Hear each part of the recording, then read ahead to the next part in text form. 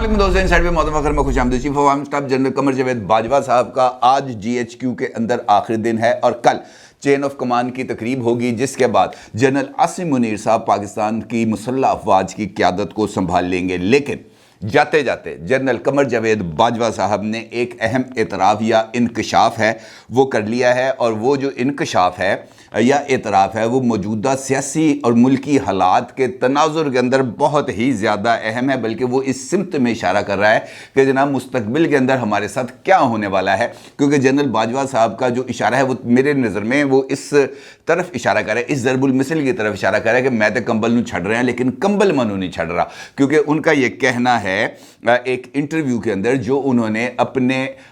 जिसे हम कह सकते हैं कि दौरे इक़्तिदार के आखिरी दिन एक आखिरी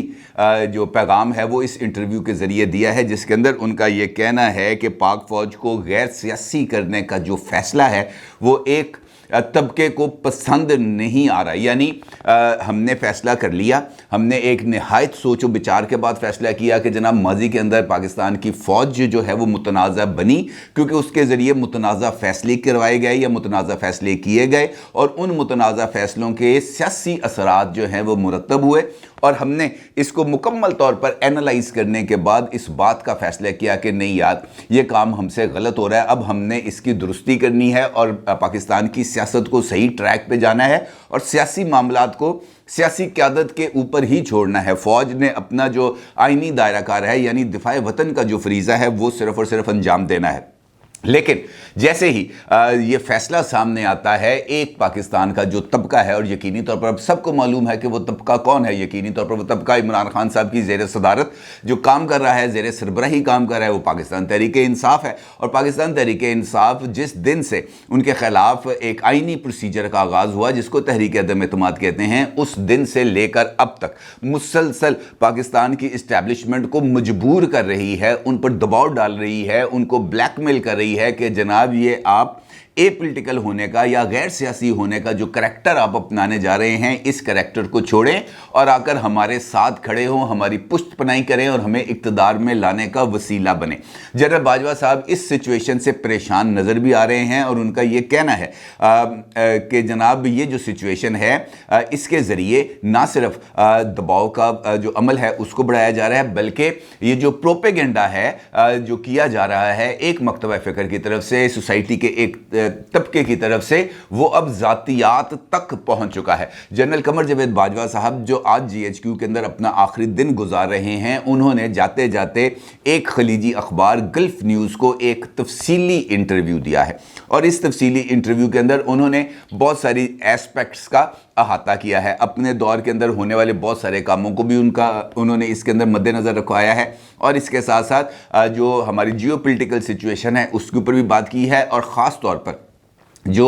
ए पॉलिटिकल होने का जो डिसीजन लिया है पाकिस्तानी फ़ौज की तरफ से उसके ऊपर भी उन्होंने तफसील के साथ इजहार ख्याल फरमाया है। जनाब बाजवा साहब ने इस हवाले से जो सवाल था उस सवाल का जवाब कुछ इस तरीके से दिया है। उनका ये कहना है, this decision though being viewed negatively by a segment of society and led to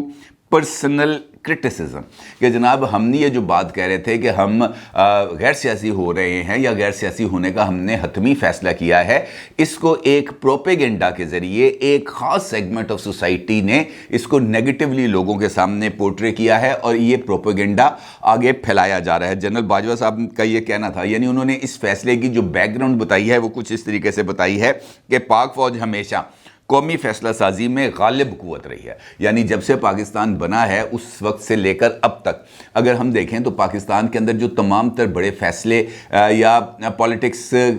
को किस नहज पर लेके जाना है, किस बंदे को पसंद किया है उसको इक़्तिदार में लेके आना है, कौन नापसंद है उसको इक़्तिदार से बाहर निकालना है, डायरेक्टली भी फ़ौज इक़्तिदार में रही है और इनडायरेक्टली भी फ़ौज इक़्तिदार में रही है। और इस बात का एतराफ़ और ये यकीनी तौर पर एक मुस्तहसन इक़दाम है कि आप इस कम अज़ कम अपनी गलतियों का तो एतराफ़ करें। आपको इस बात का तो अंदाज़ा हो रहा है कि जनाब सियासत के अंदर जो मुदाखलत थी वो गलत थी। पाकिस्तान पर हुकूमत का हक़ और यानी हक़ हुक्मरानी पाकिस्तान के अवाम का है और पाकिस्तानी अवाम जिसको चाहें वो मसनद इक़्तिदार तक बिठाएँ और जिसको चाहें उसको कान से पकड़ कर मसनद इक़्तिदार سے الگ کر دے. اس کے اندر کسی ادارے کا, کسی اسٹیبلشمنٹ کا, کسی اور قوت کا کوئی نہ عمل دخل ہونا چاہیے, اور نہ ہی یہ ماضی میں بھی اگر ہوا ہے تو یہ ناپسندیدہ عمل ہے. جنرل باجوہ صاحب یہ کہتے ہیں, اس بات کا اعتراف کیا کہ ماضی کے اندر خاص طور پر جو سیاسی فیصلہ سازی ہوئی ہے اس کے اندر فوج ہمیشہ ایک غالب قوت کے طور پر سامنے آئی ہے, اور یہی وجہ ہے کہ عوام اور سیاستدانوں کی طرف سے سیاست کے اندر اسٹیبلشمنٹ کے اس کردار کو تنقید کا نشانہ بنایا گیا. اور جنرل باجوہ صاحب یہ کہتے ہیں کہ میں سمجھتا ہوں جب بھی فوج سیاست میں ملوث ہوئی اس سے ادارے کی عوامی حمایت متاثر ہوئی, اس لیے پاک فوج کو سیاست سے دور رکھا جائے. پھر ان کا یہ کہنا ہے کہ ہم نے فوج کا کردار غیر سیاسی بنا دیا ہے اور اس سے جمہوری ماحول مستحکم ہوگا. اس فیصلے سے ریاست کے سارے ادارے مؤثر کارکردگی کے اہل ہو جائیں گے. سب سے بڑھ کر یہ فیصلہ پاک فوج کے وقار میں اضافہ کرے گا. پاک فوج کے غیر سیاسی ہونے کے فیصلے کو ایک طبقے نے پسند نہیں کیا اور بات ذاتیات پر تنقید تک پہنچ چکی ہے. اور یہ والا جو حصہ ہے یہ بنیادی طور پر اسی سمت کی طرف عکاسی کر رہا ہے جہاں پر جو ہماری جو پاکستان تحریک انصاف ہے اور عمران خان صاحب ہیں وہ اسی ضرب المثل کے مطابق کام کر رہے ہیں. یعنی وہ کمبل کو چھوڑنا چاہ رہے ہیں اور یہ کہتے ہیں کہ نہیں, آپ بے شک کمبل کو چھوڑنے, لیکن ہم جفا پایا ہے, ہم نے آپ کو نہیں چھوڑنا. اور یہ جو فیصلے ہیں یہ مسلسل, اور اگر آپ راولپنڈی کے اندر عمران خان صاحب کی طرف سے اسمبلیوں سے باہر نکلنے کے فیصلے کو بھی اگر آپ اس کا انالیسس کریں تو یہ بات یہاں پر بھی یہی سامنے آتی ہے کہ عمران خان صاحب کا مطمع نظر صرف اور صرف اقتدار میں آنا ہے, قطع نظر اس بات سے کہ موجودہ حالات پاکستان کو اس فیصلے سے سیاسی استحکام کا شکار کریں گے یا سیاسی عدم استحکام کا. اور خاص طور پر اس موقع پر جب بہت سارے معیشت دان اس سمت میں اشارہ کر رہے ہیں کہ بھائی ہوش کے ناخن لیں, ہماری اکانومی سنک کر رہی ہے, ہماری اکانومی ڈوب رہی ہے, یہ جو خطرے کی گھنٹیاں ہیں یہ بج رہی ہیں. ایسے موقع پر سب کو اپنے ذاتی مفادات کو پیچھے چھوڑ کر آ کر ملک کو سروائیول کی طرف لے کے جانا چاہیے, بنسبت اس کے کہ سب, اور خاص طور پر عمران خان صاحب وہ اس بارے میں جو ہے وہ ضد کر کے بیٹھ جائے, نہیں میں منطق کرسی چاہیے, منو جو تک تو اسی کرسی تو بٹھاؤ گے مجھے چین نہیں آئے گا. اور یہی وجہ ہے کہ ہمارا جو سیاسی استحکام ہے نہ ہمیں وہ حاصل ہو رہا ہے اور نہ ہی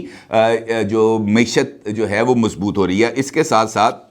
جنرل باجوہ صاحب کا ایک اور جملہ بہت ہی زیادہ امپورٹنٹ ہے اور اس انٹرویو کے اندر میرا یہ خیال ہے کہ ہمیں اس کے اوپر بھی غور کرنا چاہیے. جنرل باجوہ صاحب کا یہ کہنا ہے کہ ہم اپنے عوام بالخصوص پاکستان کے بڑے متحرک اور محنتی نوجوانوں کے تعاون کے بغیر کامیاب نہیں ہو سکتے, جو ہماری کل آبادی کا تقریباً 60% بنتے ہیں. ہماری نوجوان نسل اپنا وقت اور توانائی تعلیم اور جدید ہنر کی ترقی کے لیے وقف کریں, لیکن سب سے امپورٹنٹ ذمہ داری یہ ہے کہ وہ منافرت پھیلانے والے پروپیگنڈا سے محفوظ رہیں جو معاشرے میں نفرتیں پیدا کرنے اور باہمی اعتماد ختم کرنے کے لیے پھیلایا جا رہا ہے. یعنی یہ جو ٹویٹر کے اوپر بیٹھ کر یہ جو کی بورڈ واریئرز جو ہیں یہ دھڑا دھڑ نیگیٹو پروپیگنڈا کرتے ہیں, فلاں چور ہے, فلاں جو ہے غدار ہے, فلاں جو ہے مسلمان ہے, فلاں کافر ہے. یہ جو پروپیگنڈاز ہیں ان پروپیگنڈاز کے اوپر خاص طور پر ہماری نوجوان نسل, کیونکہ المیہ یہ ہے کہ ہم نے جو اپنی جو نوجوان نسل ہے, ہمارا جو یوتھ ہے, ہم نے اس کو ریشنل تھنکنگ کی طرف نہیں مائل کیا. ہم نے اس کو جسے ہم کہہ سکتے ہیں کرٹیکل انالیسس کی صلاحیت ابھی تک ان کے اندر پیدا نہیں ہو سکی, جو افسوسناک ہے کیونکہ ہمارا جو نصاب تعلیم ہے وہ کرٹیکل انالیسس کی جو گنجائش ہے وہ فراہم نہیں کرتا. وہ صرف یہ کہتا ہے کہ رٹا لگاؤ, چیزوں کو زبانی یاد کرو, سمجھو بے شک نہ, کانسیپٹ آپ کے بے شک کلیئر نہ ہوں لیکن آپ کا رٹا پرفیکٹ ہونا چاہیے. اور یہ یادداشت کا امتحان جا کر ہم جو ہے مختلف بورڈز اور یونیورسٹیز کے ایگزامز کے اندر جا کر دے دیتے ہیں, اور جس کی سب سے اچھی یادداشت ہوتی ہے بے شک اس کے کانسیپٹس بالکل زیرو ہوں, جس کی سب سے اچھی یادداشت ہوتی ہے, جو سب سے اچھا رٹا لگاتا ہے وہ سب سے زیادہ نمبر لے لیتا ہے, اس کے اچھے گریڈز آ جاتے ہیں. اور جو کانسیپٹ تھنکنگ کے اوپر چل رہے ہوتے ہیں, جو کانسیپٹ لرننگ کی طرف چل رہے ہوتے ہیں, وہ بیچارے پیچھے رہ جاتے ہیں. حقیقی معنوں کے اندر جو کانسیپٹ ہے وہ اسی صورت میں کلیئر ہوتا ہے جب آپ کرٹیکل لرننگ کی طرف جاتے ہیں, جب آپ چیزوں کو اینالائز کرتے ہیں, جب آپ یہ دیکھتے ہیں کہ سچ اور جھوٹ کے درمیان جو حد فاصل ہے وہ کہاں سے شروع ہوتی ہے, کہاں پر ختم ہوتی ہے, جھوٹ کہاں سے شروع ہو رہا ہے, سچ کہاں تک ہے, جو بات آپ کے سامنے آ رہی ہے کیا وہ حقیقت پر مبنی ہے یا وہ جھوٹ پر مبنی ہے. بلکہ میں آپ کو اس کی ایک تازہ ترین مثال دیتا ہوں, اور یہ مثال کسی اور کی طرف سے نہیں ہے, پاکستان کے سب سے قدیم ترین سیاستدان کی طرف سے ہے, یعنی شیخ رشید احمد صاحب کی طرف سے. شیخ رشید احمد صاحب نے کل ایک ٹویٹ کیا, اور اس ٹویٹ کے اندر انہوں نے ایک تصویر کو شیئر کیا جو ایک ٹریفک بلاکیج کی طرف بتا رہی ہے. ایک طرف ہیڈ لائٹس نظر آ رہی ہیں, دوسری طرف بیک لائٹس نظر آ رہی ہیں, اور بہت لمبی قطار ہے. شیخ رشید احمد صاحب نے اس تصویر کو جوڑا راولپنڈی میں عمران خان صاحب کے جلسے کے ساتھ, اور انہوں نے یہ تاثر دینے کی کوشش کی کہ جناب یہ اس موقع کی تصویر ہے جب لوگ جو ہے وہ عمران خان صاحب کے جلسے میں شرکت کے بعد واپس جا رہے تھے, اور جس وقت وہ واپس جا رہے تھے اس وقت بھی ہزاروں کی تعداد کے اندر گاڑیاں جو ہے وہ موٹر وے پر پھنسی ہوئی تھی, کیونکہ ان کو شہر کے اندر داخل ہونے کا راستہ نہیں مل رہا تھا. اور دلچسپ بات یہ ہے کہ شیخ رشید احمد صاحب نے جو تصویر شیئر کی وہ 2017 کی ہے, اور پاکستان کی نہیں ہے بلکہ لاس اینجلس کی ہے. اور امریکہ کے اندر, پورے یورپ کے اندر ایک تہوار ہے جو منایا جاتا ہے جس کو کہتے ہیں تھینکس گیونگز. اور یہ تھینکس گیونگ کا تہوار انفیکٹ اولاد جو ہے وہ اپنے ٹیچرز یا اپنے پیرنٹس کے لیے وہ استعمال کرتی ہے, اور ایک خاص دن وہ جاتے ہیں اپنے پیرنٹس کی طرف, اور انہوں نے ان کا شکریہ ادا کرتے ہیں کہ جناب تسی سانو پڑھایا لکھایا, سانو وڈا کیتا, ہمیں تمیز سکھائی, جو بھی طریقہ کار ہے, اور اس پر ہم آپ کے شکر گزار ہیں, چاہے وہ اپنے والدین کی طرف جائیں چاہے وہ اپنے اساتذہ کی طرف جائیں. یہ تھینکس گیونگ کی تصویر ہے, 2017 کی تصویر ہے, امریکہ کی ہے, امریکی ریاست لاس اینجلس کی ہے. لیکن یہاں پر یہ تصویر نہ صرف شیخ رشید بلکہ کئی جید علماء کی طرف سے, علماء سے مراد میں سچی مچی کے علماء نہیں ہیں, علماء سے مراد یہ کہ یہ جو مختلف ٹرولز ہیں یا مختلف جو ہمارے اینکر پرسنز ہیں, جو معروف یوٹیوبرز ہیں, یا پاکستان تحریک انصاف سے تعلق رکھنے والی لیڈرشپ ہے,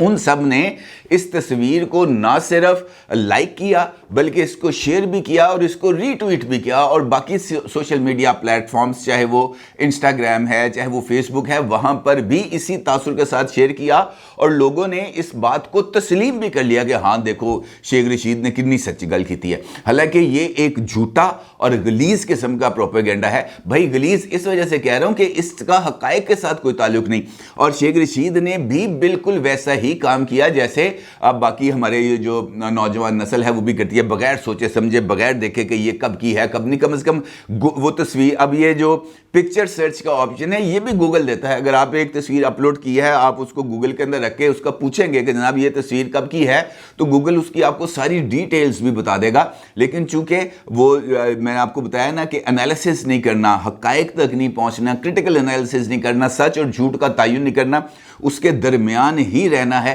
لہٰذا یہ جھوٹ بھی سپریڈ کر گیا. اب یہ تو صرف ایک جھوٹ ہے, اس جیسے کئی جھوٹ ہیں جو بولے جاتے ہیں, اور ان کو بھی دھڑا دھڑ ری ٹویٹ بھی کیا جاتا ہے, ان کو لائک بھی کیا جاتا ہے, ان کو شیئر بھی کیا جاتا ہے, اس کو سپریڈ بھی کیا جاتا ہے سوچے سمجھے بغیر. مثال کے طور پر عمران خان صاحب نے راولپنڈی میں جلسے کے اندر یہ کہہ دیا کہ جناب 4 گولیاں عمران اسماعیل کے لباس سے ملی. بھائی وہ کون سی گولیاں تھیں؟ وہ غلیل سے چلانے والی گولیاں تھیں یا 9mm کی گولیاں تھیں؟ کون سی گولیاں تھیں؟ لیکن چونکہ عمران خان نے کہہ دی یہ بات, لہٰذا سب نے اس بات کو تسلیم کر لیا کہ یار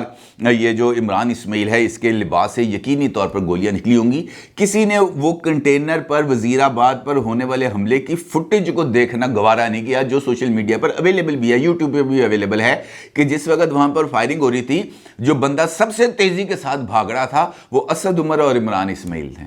بھاگ رہے تھے, لباس میں گولیاں پھنسی ہوئی تھیں, کانٹے پھنس جاتے ہیں لباس کے اندر, اس طریقے سے گولیاں پھنسی ہوئی تھیں, لیکن وہ بھاگ رہے تھے. عمران خان کو نہیں اٹھا رہے تھے, ان کو نہیں بچا رہے تھے. وہ لوگ جو زخمی ہوئے تھے ان کی طرف ان کی توجہ نہیں تھی. توجہ کون سی تھی؟ اپنی جان بچانا ہے, دڑکی لگا رہے تھے ایسے سپیڈ. اگر آپ دیکھ لیں وہ ویڈیو آپ کو پتہ چل جائے گا.